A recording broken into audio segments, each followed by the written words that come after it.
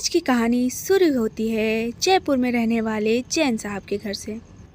वैसे तो जैन साहब एक नामी व्यक्ति रहते हैं और घर में उनके अलावा उनकी पत्नी और 2 बेटे और 2 बेटियां रहती हैं। मेरा बेटियों से मतलब है बहुएं रहती हैं। अब जैन साहब का मानना था कि उनके घर में लक्ष्मी उनकी धर्मपत्नी के शुभ चरणों के कदम से हुआ है, इसलिए जैन साहब अपनी धर्मपत्नी को बड़ा ही प्रेम करते थे और इसी तरह समय बीतता है और उनके 2 बेटे होते हैं। उसके बाद उन 2 बेटों की भी शादी हो जाती है और उसके बाद बहुओं का आगमन होता है। लेकिन माला को आज भी यही लगता था कि आज जो भी है उन्हीं के शुभ चरणों की बदौलत है। कहाँ मर गए इस घर के सब लोग?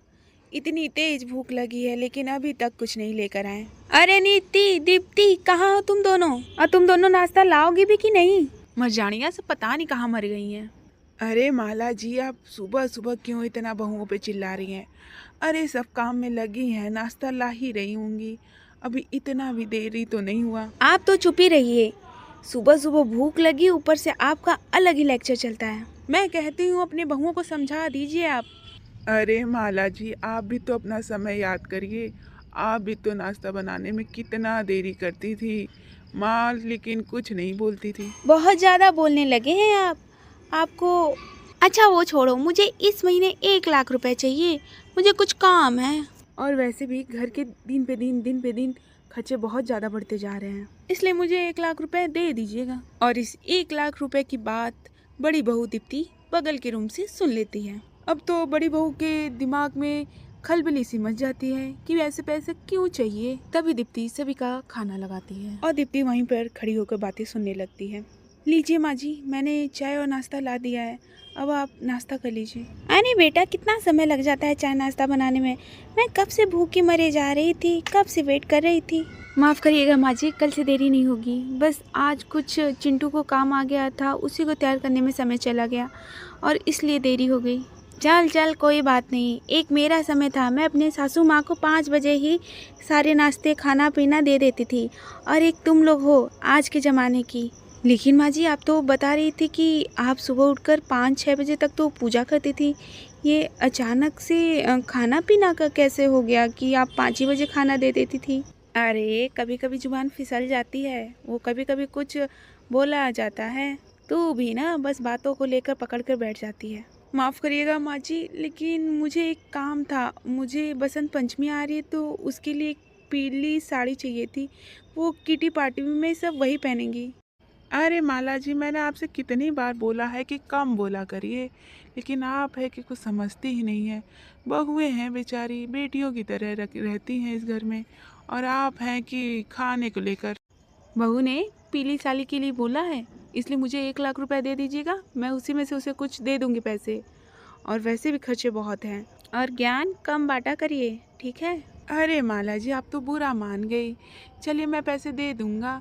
और वैसे भी आज के ज़माने में सभी सास बहू एक फ्रेंड्स की तरह रहती हैं, और आप हैं कि सास की तरह हुकुम करती रहती हैं हमेशा। खुलकर सुन लीजिए, सास और बहू कभी भी दोस्त नहीं हो सकते हैं, और वैसे भी सास बनना ही पड़ता है, नहीं तो आज की बहुएं हमारे ऊपर ही हुक्म करने लगेंगी। और वैसे भी जिस दिन सास और बहू दोस्त हुए ना, सास की तो उल्टी गिनती चालू हो जाएगी। अरे माला जी, जितना आप मेहनत अपने बहुओं को हैंडल करने में लगती है ना, उतना अगर आप भक्ति कर लेती तो आपको खुद पे खुद भगवान नारायण मिल जाते। शायद आप भूल रहे हैं कि इस घर पे लक्ष्मी की कृपा मेरे वजह से ही हुआ है। मेरे चरणों की कदमों की वजह से ही माता लक्ष्मी आई है। इधर सास ससुर अपने बातों में लगे थे, वहीं दूसरी तरफ बड़ी बहू नीति के पेट में तो मानो खलबली मची हुई थी। आखिर ये 1 लाख रुपए का माजरा क्या है? वहीं किचन में खड़ी खड़ी नीति सोच रही थी। अरे यार, पिछले महीना तो ऐसा कुछ खर्चा भी नहीं हुआ और कोई मेहमान भी नहीं आया, फिर मम्मी जी को 1 लाख रुपए क्यों चाहिए? कुछ समझ में नहीं आ रहा है। अरे भाभी, क्या बड़बड़ा रही हो अकेले में? जरा मुझे भी तो बताओ। अरे कुछ नहीं, बस ऐसे ही। निधि की शादी अभी कुछ दिन पहले ही हुई थी, इसलिए दीप्ति को उसे कुछ भी कहने में बहुत डर लगता था। अरे भाभी, इस बार आप किटी पार्टी में क्या पहन रही हो? इस बार की थीम तो काली साड़ी है ना? हाँ नीति, इस बार तो पीली साड़ी पहनना है, लेकिन मेरे पास कोई पीली साड़ी नहीं है। माँ जी से मैंने गुहार लगाई है। क्या मतलब भाभी, मैं कुछ समझी नहीं। माँ जी से गुहार लगाना मतलब मैं कुछ समझ नहीं रही हूँ। अरे मेरी भोली देवरानी, लग रहा है देवर जी ने तुझे सब कुछ बताया नहीं है इस घर के बारे में। ऐसा करना, आज रात को तू अपने हस्बैंड से बोलना साड़ी के लिए, फिर कल मिलते हैं यहाँ पर। रात को नीति देवे से पीली साड़ी के लिए बोलती है। सुनिए जी, मुझे किटी पार्टी के लिए पीली साड़ी चाहिए थी, तो उसके लिए कुछ पैसे चाहिए थे। कल मुझे शॉपिंग करने जाना है। हाँ तो मम्मी से ले लो ना, मम्मी तुम्हें दिला देंगी, पैसे तो उनके पास हैं। लेकिन मम्मी क्यों दिलाएंगी? आपको दिलाना चाहिए ना।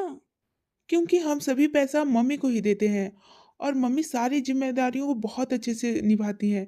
तो तुम्हें पैसे मम्मी से ले लेना चाहिए। इतने साल से मम्मी सारे घर को सारे खर्चे बहुत अच्छे से चला रही हैं, तो उनसे ले इसके लो। बाद नीति भी पहुंच जाती है हाई कोर्ट में पीली साड़ी के लिए दलील लगाने।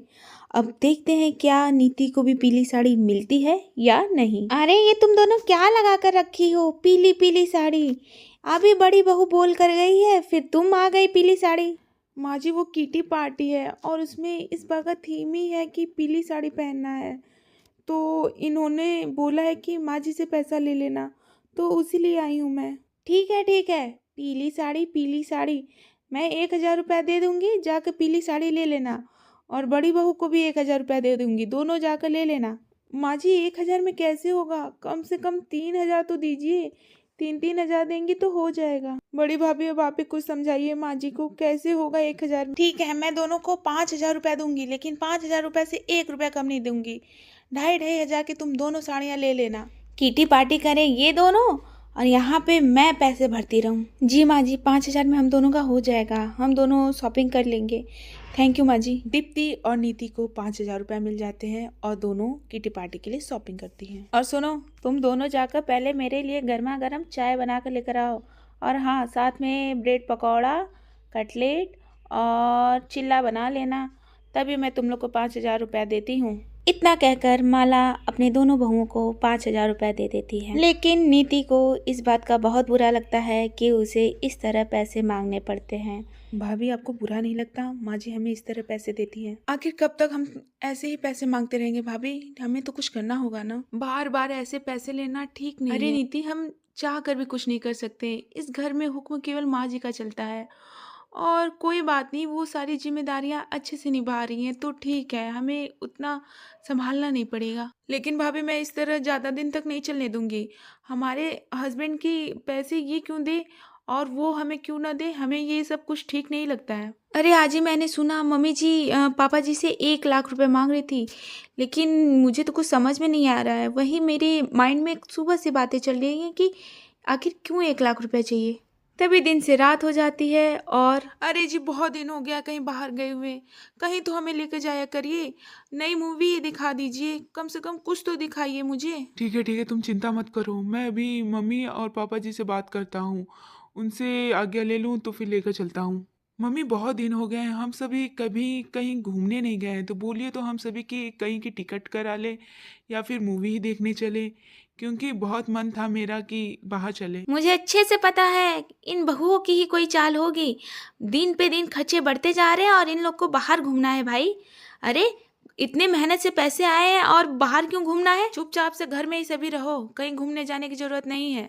घर ही में खाओ बनाओ। अरे माला जी, क्यों खामखा गुस्सा करती हैं? बच्चों के तो घूमने फिरने के दिन है और वो घर पे क्या ही करेंगे अभी। आप अपना समय भी तो याद करिए माला जी, हम कितना घुमा फिरे करते थे, और कोई ऐसा मूवी नहीं होगा जो हम ना देखे हो। तो बच्चे बहुओं को भी जाने दीजिए, वो सब भी अपना खेले कूदे, अपना घूमे फिरे। पैसों का क्या है माला जी, वो तो आता जाता रहता है, और वैसे भी आपकी वजह से लक्ष्मी की तो कभी कभी कमी हुई नहीं है और ना ही आगे होगी। आप तो चुप ही रहिए। बच्चों को समझाने के बजाय आप उनको और ही बढ़ावा दे रहे हैं।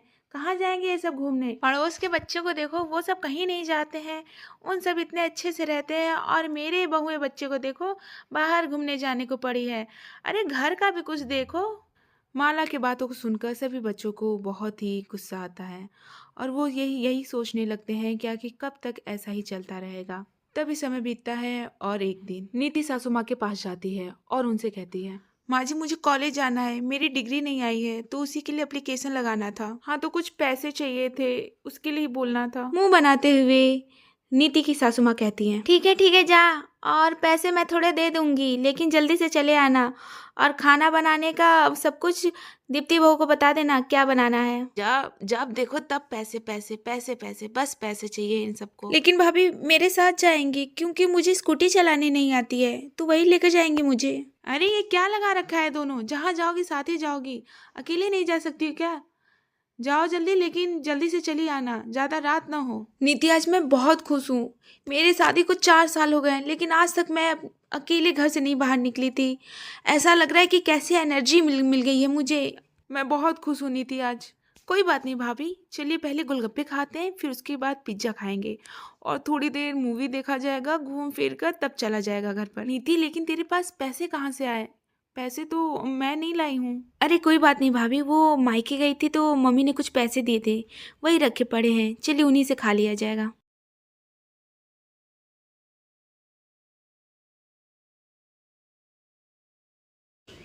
और दोनों बहुएं बहुत इंजॉय करती हैं बाहर, उसके बाद घर जाती हैं। दोनों बहुएं बहुत अच्छे से घूमती हैं, और वहीं घर पर निर्मला आई रहती है, जो कि माला जी की पड़ोसन रहती हैं। लीजिए माला जी, आपकी बहुएं आ गई। अरे इन दोनों की जोड़ी तो सीता गीता लगती है, जहाँ जाती हैं साथ ही जाती हैं, साथ ही खाती हैं। आ गई दोनों। और बताओ गुप्ता जी के कैसे गोलगप्पे थे, मजा आया खा के? और वहाँ पे पिज्जा कैसा लगा तुम दोनों को खाकर? और ये सुनकर तो मानो दोनों बहुएं सन्न पड़ गई। और फिर पड़ोसन के सामने दोनों बहुओं को माला जी बहुत सुनाती हैं, जिसे सुनकर बेचारी दोनों बहुएं बहुत दुखी होती हैं कि वो सब अपने मन का कुछ कर भी नहीं सकती। और इस तरह माला अपनी बहू को बहुत ही सुनाती है। आखिरकार पड़ोसन ने आग जो लगाई थी, जिसकी वजह से दोनों बहुओं को बहुत ही सुनना पड़ता है। इसलिए दोस्तों, हमें दूसरे की बातों को नहीं सुनना चाहिए और दूसरों की मैटर में नहीं पड़ना चाहिए। अरे अरे अरे, बहुत दिन हो गया है अपने लॉकर से पैसे चेक किए हुए। अब तो ढेर सारे पैसे इकट्ठा हो गए होंगे। आज ऐसा करती हूँ, अपने पैसे चेक करती हूँ कि कितने लाख रुपए मैंने अभी तक जुटाए हैं। इसके बाद माला अलमारी से अपना लॉकर निकालकर अपने पैसे चेक करने लगती है, और तभी वहाँ पर छोटी बहू आ जाती है और उससे पैसे चेक करते हुए देख लेती है। अच्छा, तो मम्मी इस तरह पैसे चुरा कर रखती हैं, हम जब मांगते हैं तो कहती हैं कि पैसे नहीं। अरे तुम यहाँ पे क्या कर रही हो? किसी के रूम में लॉक करके रहते हैं, तुम्हें ये भी नहीं पता है? और क्या देख रही हो? यहाँ से जाओ, यहाँ से जाओ, मैं मुझे कुछ काम करना है। बस करिए माँ जी, कितना छुपाएंगी? और वैसे भी ये पैसे तो हम सभी के हैं, ये केवल आपके तो है नहीं। और वैसे भी ये सारे पैसे हम सभी की वजह से इस घर में आए हैं, तो इसका हिस्सा तो हमारा भी है।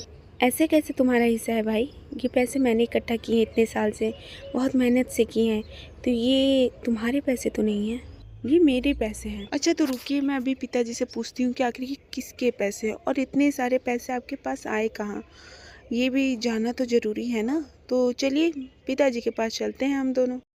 तभी वहाँ पर बड़ी बहू भी आ जाती है, और माला को दोनों बहुओं के साथ कंपेयर करना पड़ता है, और दोनों को पैसे देने पड़ते हैं, क्योंकि उसके अलावा अब कोई ऑप्शन नहीं बचा था, नहीं तो उसके सारे पैसे चले जाते हैं। इसलिए यहाँ पर अब दोनों बहुएं बहुत ही अच्छे से रहने लगती हैं, जहाँ पर पैसे की कमी नहीं पड़ती है।